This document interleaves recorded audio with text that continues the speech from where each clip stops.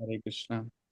ओम अज्ञानतिमिरन्धस्य ज्ञानञ्जनशलाकया चक्षुरुन्मिलितं येन तस्मै श्रीगुरवे नमः। श्रीचैतन्यमनोभीष्टं स्थापितं येन भूतले स्वयं रूपः कदा मह्यं ददाति स्वपदान्तिकं। वन्देऽहं श्रीगुरो श्रीयुतापदकमलं श्रीगुरून् वैष्णवांश्च श्रीरूपं साग्रजातं सहगण रघुनाथान्वितं तं सजीवं साधवेतं सावधूतं परिजनसहितं कृष्णचैतन्यदेवं श्रीराधा कृष्णपादान् सहगण ललिता श्रीविशाखान्वितांश्च हे कृष्णा करुणा सिंधु दीनबंधु जगतपते गोपेशा गोपिका कांत राधा कांत नमस्तुते सप्तकांचन राधे वृंदावनेश्वरी वृषभानुसुते देवी प्रणमामि हरिप्रिय वाञ्छाकल्पतरुभ्यश्च कृपा सिन्धुभ्येव च पतितानां पावनेभ्यो वैष्णवेभ्यो नमो नमः। श्री कृष्णा चैतन्य प्रभु नित्यानंद श्री अद्वैत गदाधर शिवासादि गौर भक्त वृंद हरे कृष्णा कृष्णा कृष्णा हरे हरे हरे राम राम राम हरे नमः। विष्णुपादाय कृष्ण पृष्ठाय भूतले श्रीमते भक्ति वेदांत स्वामीति नामिने नमस्ते सरस्वते गौरवाणी प्रचारिणे निर्विशेषा शून्यवादी पाश्चात्य देश तारिणे। हरे कृष्णा। Welcome back.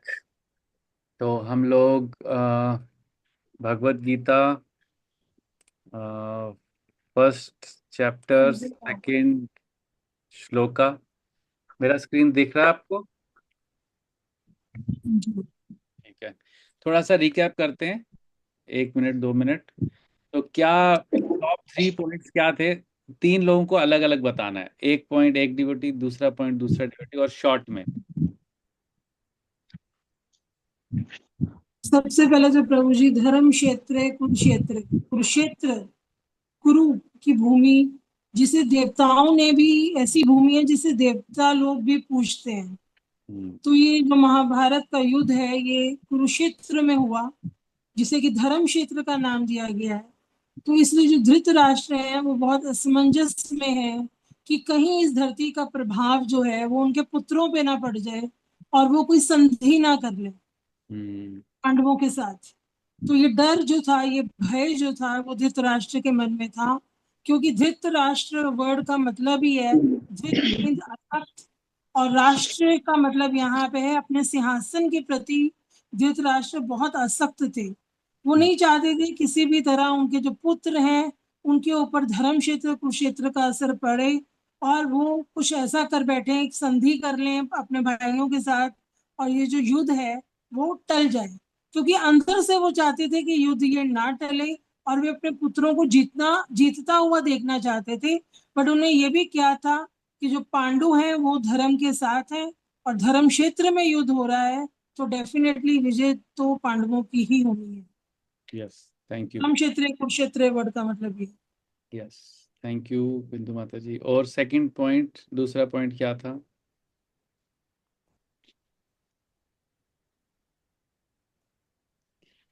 उन्होंने पांडवों को, अपने पुत्रों को बोला था मामका, और पांडु के पुत्रों को पांडु पुत्र। तो ऐसा उसमें क्या क्या भाव था उनका? ये धृतराष्ट्र की कूटनीति थी प्रभु जी, क्योंकि अंदर से तो वो चाहते नहीं थे कि युद्ध में जो पांडव है वो विजयी हो। वो युद्ध चाहते थे, लेकिन ये चाहते थे कि मेरे पुत्र जो है मामका, मेरे जो पुत्र हैं वो विजयी हो। अंदर से उनकी कूटनीति थी। मतलब इस श्लोका का जो हेडिंग दिया जाना चाहिए वो ये है, धृतराष्ट्र की कटुता और अपनी आसक्ति, सिंहासन के प्रति आसक्ति इतनी ज्यादा थी कि वो चाहते थे कि माम का मेरे पुत्र जीते और पांडव जो है वो हार जाए। और दूसरा धर्म क्षेत्र कुरुक्षेत्र को बहुत ज्यादा इलेबरेट किया गया है, बहुत सारे डिवोटीज ने इसको बताया है कि धर्म क्षेत्र में युद्ध हो रहा था, इसलिए वो डरे हुए थे अंदर से, क्योंकि ये ऐसा स्थान है जो देवता जिसे पूजते थे और जहाँ हमेशा धर्म की विजय हुई है। और उन्हें पता था अंदर से कि जो धर्म है, वो पांडव जो है वो धर्म के साथ है, तो वो जी। जानते थे अंदर ही अंदर की विजय तो पांडव की होनी है। हाँ जी, तो हाँ, वो ये अंदर से आपका डरे हुए भी थे। थैंक यू सो मच बिंदु माता जी। तो इसमें यहाँ था कि वो ऑलरेडी उन्होंने माम का और पांडवा बोला कि वो अभी से ही उन्होंने वो भेद करते थे, और अब उन्होंने उसको स्पष्ट बताया कि हाँ, मेरे पुत्र उतरे, मेरे पुत्र तथा पांडु के पुत्र। तो अभी तक भीष्म पितामह के लेवल पर एक ही परिवार के पुत्र थे, लेकिन धृतराष्ट्र ने उन्हें विभाजित कर दिया। ये पॉइंट यहाँ पर, मेरे तथा पांडु के पुत्रों ने क्या किया, तो उन्होंने उनको डिफरेंशिएट करना शुरू कर दिया। ठीक है, तो गुड रिकैप। तो उसके आगे हम पढ़ते हैं। तो आपने श्लोक पढ़ा है, किसने पढ़ा है श्लोक? तो एक एक डिवोटी, माता जी, और भी किसी को मौका देते हैं।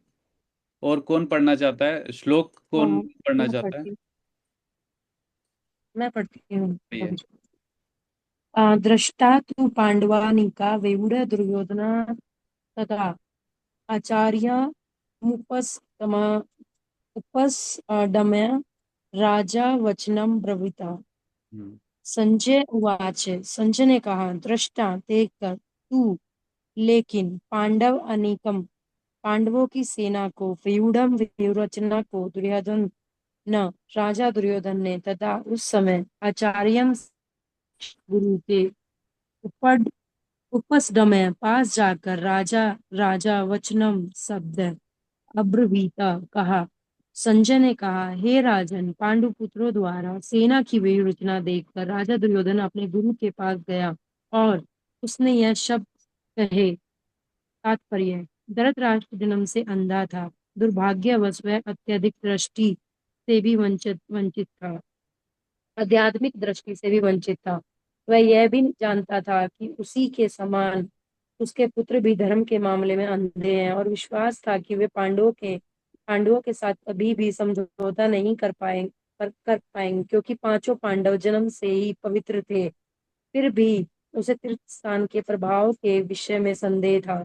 इसीलिए संजय युद्ध भूमि की स्थिति के विषय में उसके प्रश्न के मंतव्य को समझ गया। अतः वह निराश राजा को प्रोत्साहित करना चाह रहा था। उसने उसे विश्वास दिलाया कि उसके पुत्र पवित्र स्थान के प्रभाव में आकर किसी प्रकार का समझौता करने नहीं जा रहे हैं। उसने राजा को बताया कि उसका पुत्र दुर्योधन पांडवों की सेना को देखकर तुरंत अपने सेनापति द्रोणाचार्य को वास्तविक स्थिति से अवगत कराने गया। यद्यपि दुर्योधन को राजा कहकर संबोधित किया गया है, तो भी स्थिति की गंभीरता के कारण उसे सेनापति के पास जाना पड़ा।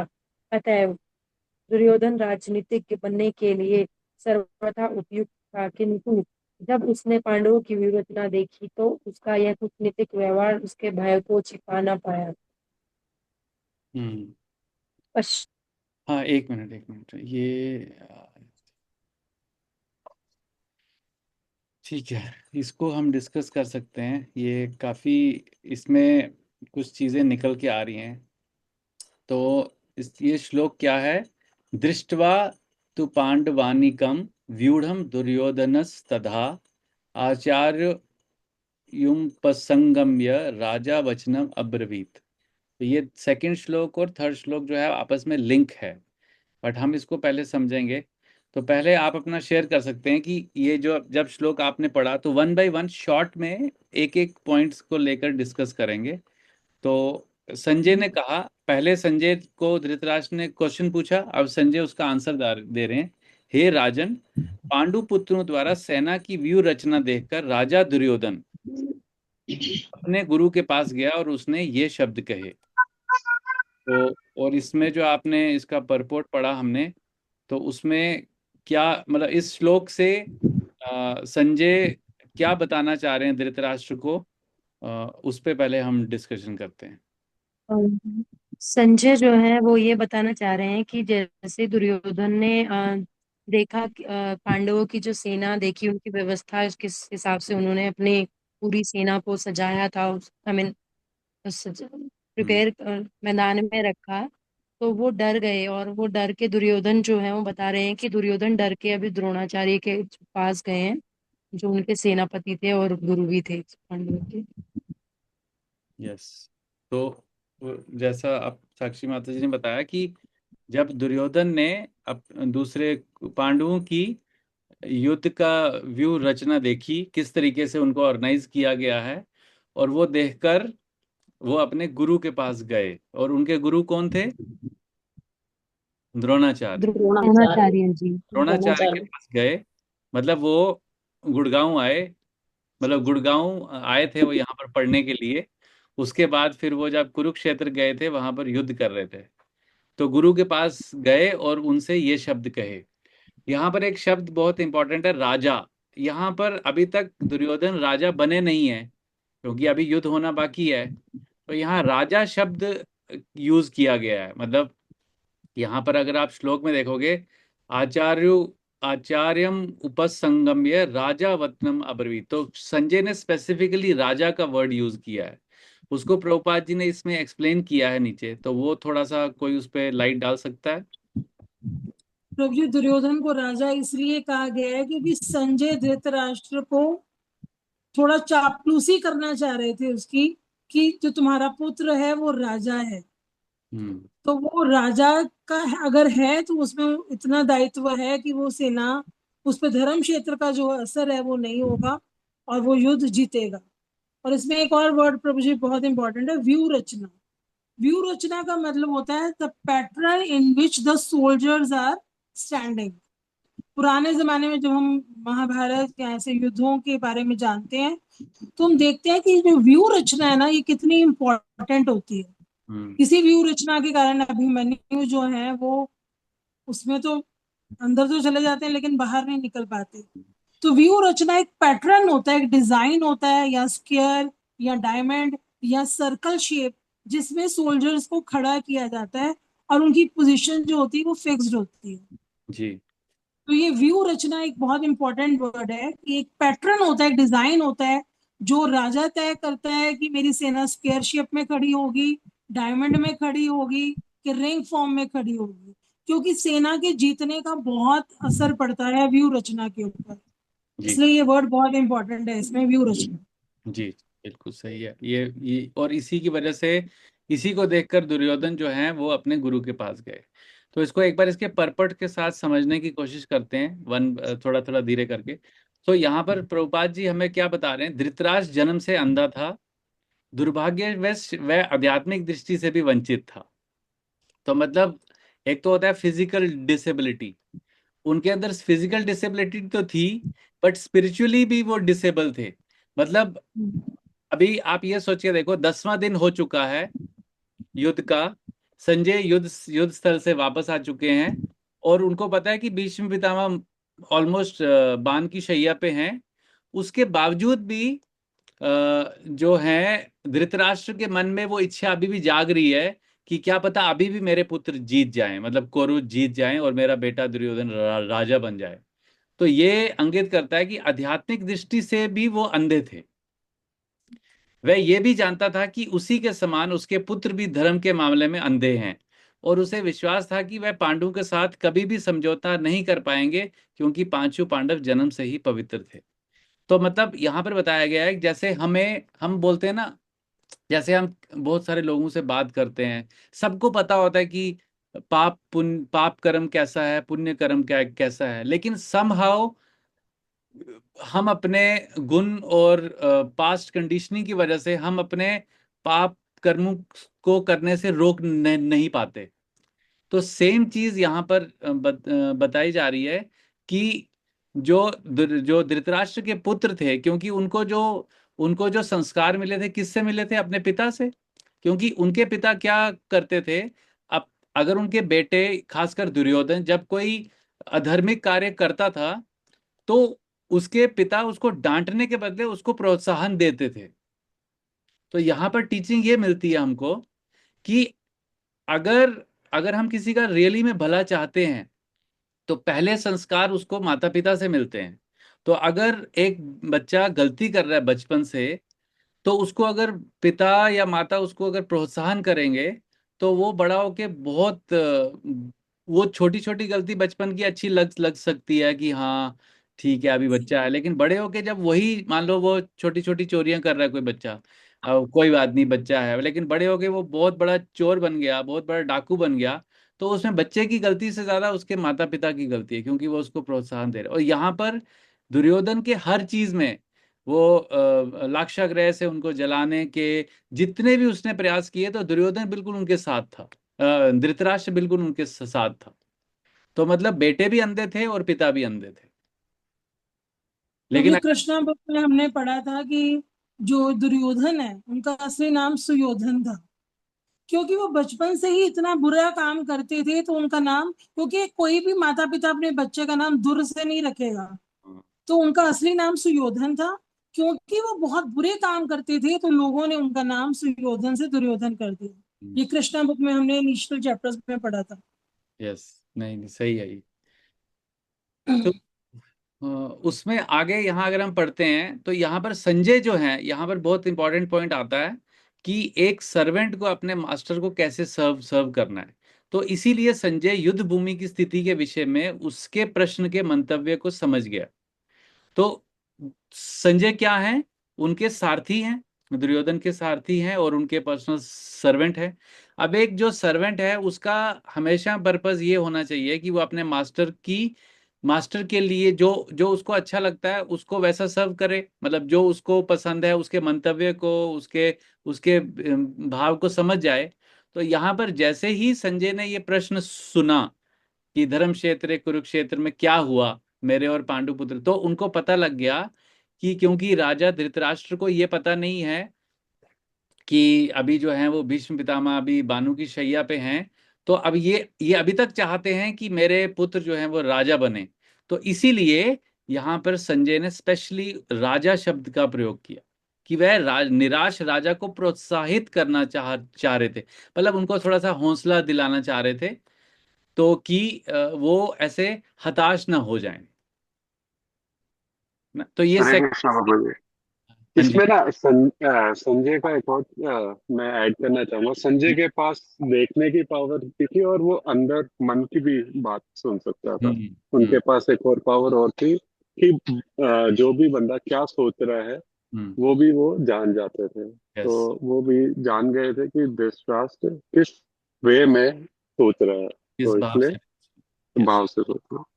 यस, तो ये मतलब एक एक कोई भी, जैसे हम किसी को अगर सर्व करना चाह रहे हैं ना, मतलब within family, within office, within society, within temple, so हमारा ये भाव हमें इस लेवल पे, तब हम किसी को सही से सर्व कर सकते हैं जब हम उस सामने वाले के मन की भाव को समझ जाएं, मतलब बिना बोले ही हमें पता हो कि उस सामने वाले को क्या चाहिए। That is a quality of A servant. ये बहुत इंपॉर्टेंट पॉइंट है जो यहाँ संजय के इस एटीट्यूड से, इस आंसर से हमें समझ आ रहा है। ठीक है, यहाँ लिखा है उसने उसे विश्वास दिलाया कि उसके पुत्र पवित्र स्थान के प्रभाव में आकर किसी प्रकार का समझौता नहीं करने जा रहे हैं। तो अभी धृतराष्ट्र के मन में क्वेश्चन था कि कहीं वो पिछले वाले श्लोक में जो उन्होंने क्वेश्चन जो पूछा था उनका, अब श्लोक से ज्यादा हम इसको फ्लो में जाएंगे।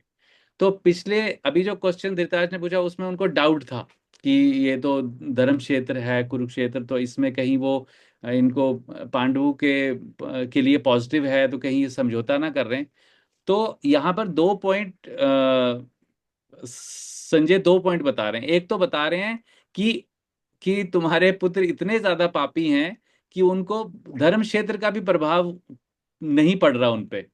अगर धर्म क्षेत्र का प्रभाव पड़ता तो शायद वो समझौता कर सकते थे, लेकिन वो इतने मूढ़ बुद्धि के थे, इतने ज्यादा मतलब उनके अंदर इच्छा थी भोग करने की, कि वहां उस पवित्र स्थल में रहकर भी उनके अंदर वो विचार नहीं आया।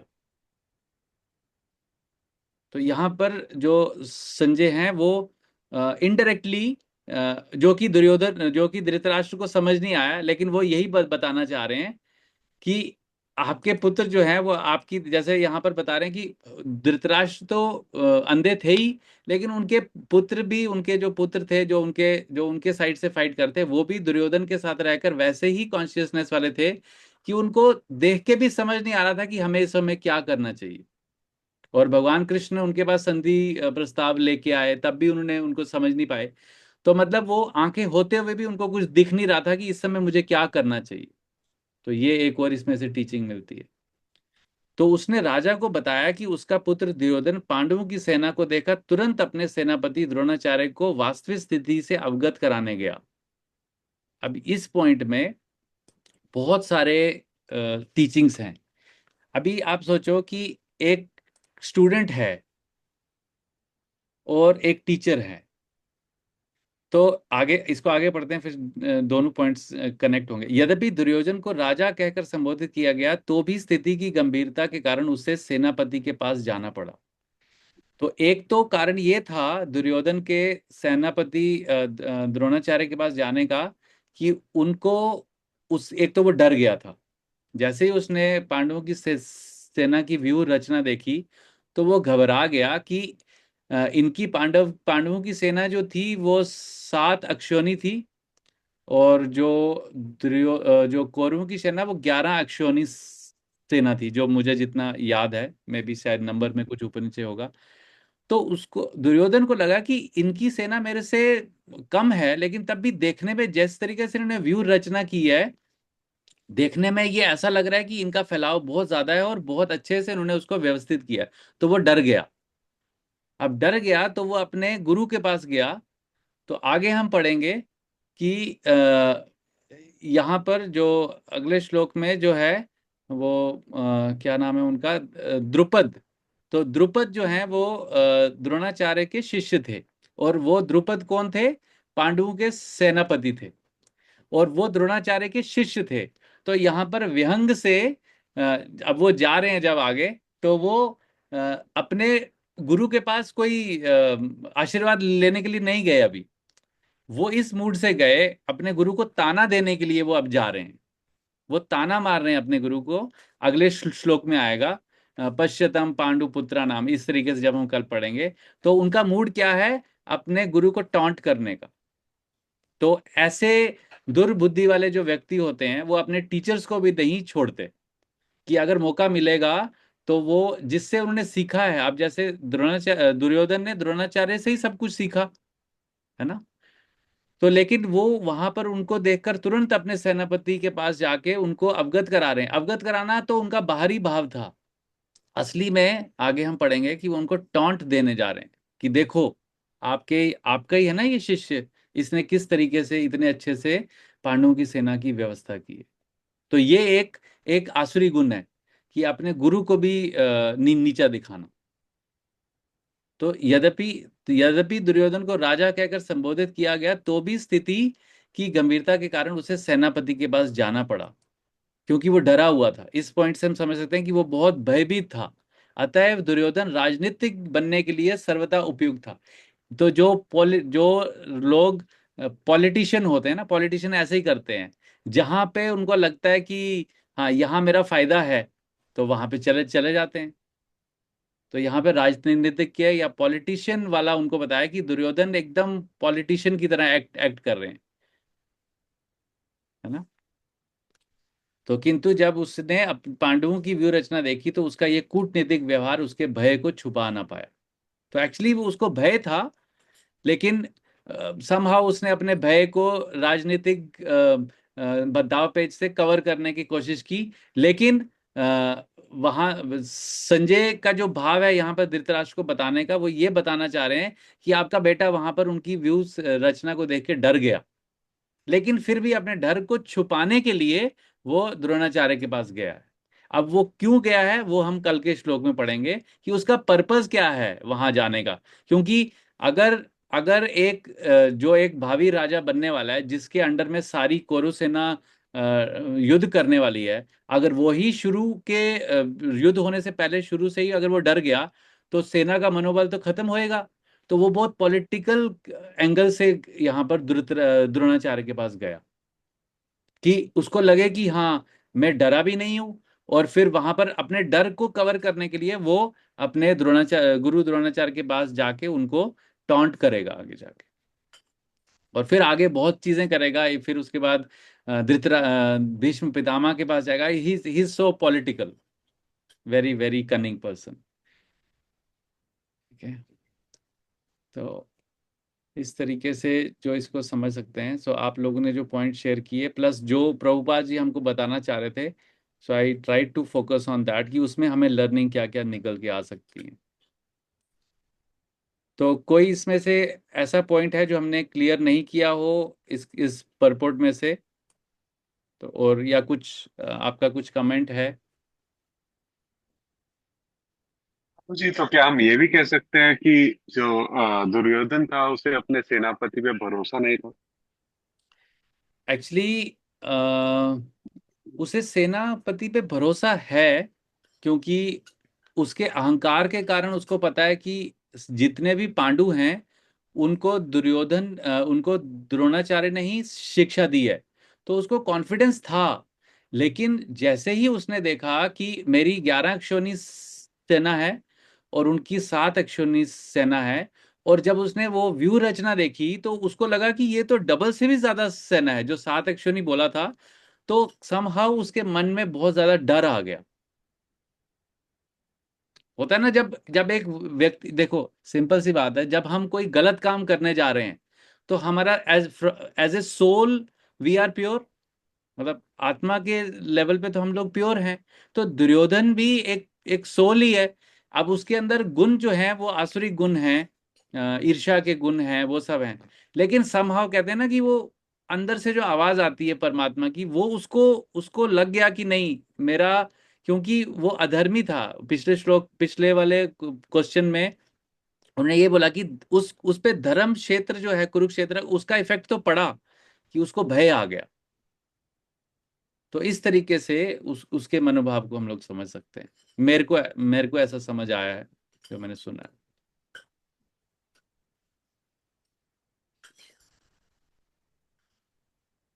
और कोई, किसी का कोई पॉइंट?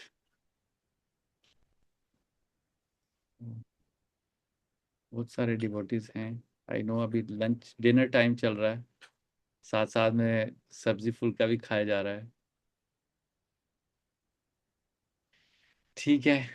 और तो अगर नहीं है तो फिर हम इसको यहाँ पर अभी विराम देते हैं, और कल हम मंडे को हम थर्ड श्लोक करेंगे। और संडे के लिए मैं एक बार योगेश प्रभु से बात कर लूँगा टाइमिंग को लेकर, जो मॉनसून ब्रीज के डिवोटीज हैं। बाकी फिर हम यहाँ पे ही जो हमारा वो, क्योंकि शाम वाला टाइम उसके लिए रूम वगैरह हमको मिलेगा नहीं, तो वो हम एक बार देख लेंगे। ठीक है। हरे कृष्णा, श्रील प्रभुपाद की जय, और भक्त की जय।